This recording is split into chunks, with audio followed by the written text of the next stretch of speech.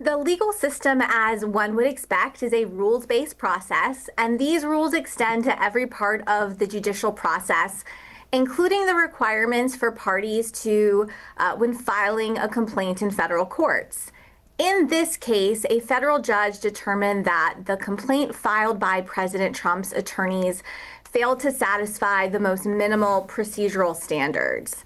Specifically, the judge concluded that the more than 80-page long, meandering complaint did not comply with the basic rule of civil procedure that requires that a complaint provide a short and plain statement of the allegations to establish that the party may be entitled to some form of legal relief.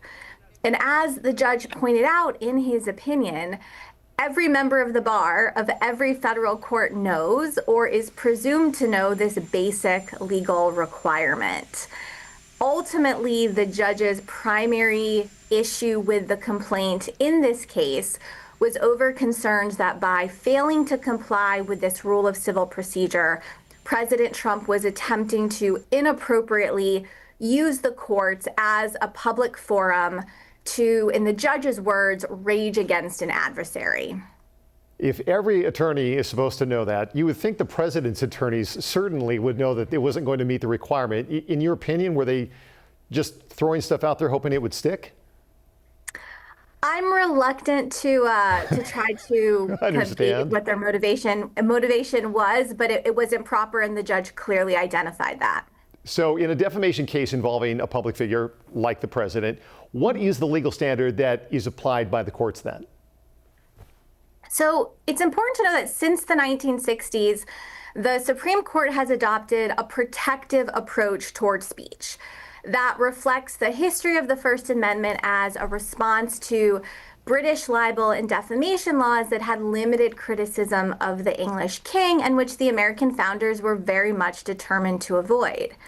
And so because of that, and in recognizing that the mere threat of legal liability for defamation could have a chilling effect on speech, the Supreme Court has applied a rigorous standard for evaluating defamation claims, particularly when the defamation allegations involve a public official or a public figure such as President Trump. To win a defamation case, a public official must prove not simply that the defendant made a false statement of fact, but that the false statement was made with what is called actual malice, meaning that the defendant knew that the statement was false and acted with a reckless disregard of the truth.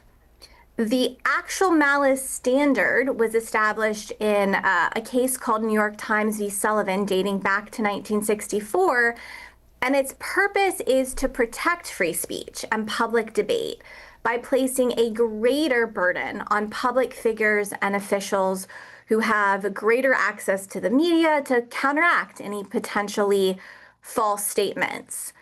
But over the past few years, there have actually been an effort to have the Supreme Court revisit the actual malice standard and overturn New York Times v. Sullivan, with several conservative justices on the current Supreme Court having indicated a receptivity to changing First Amendment protections in this area. So let me ask you just what comes next then. You've got 28 days to refile this suit. What constraints come with that, if any? Well, the court has given President Trump and his attorneys an opportunity to cure the procedural defects of the original complaint, and the president's spokesperson has already indicated he intends to do so. So assuming the refiled complaint satisfies the federal rules of civil procedure, the case will proceed to litigation. However, that'll be an uphill battle for President Trump, given what we discussed concerning the very high bar for political officials to establish defamation. Maybe in a few weeks we'll be back here talking about it again. Erin Quite Carr, possible. Seattle University, thank you so much. Appreciate your time.